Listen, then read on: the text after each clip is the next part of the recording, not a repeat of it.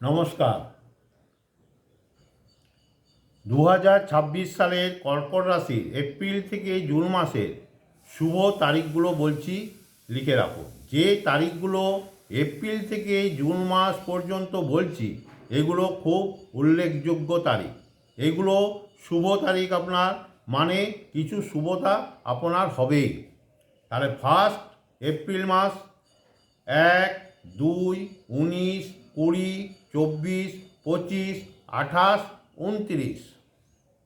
তাহলে সেকেন্ড হচ্ছে মে মাস 17, 18, 21, 22, 25, 26।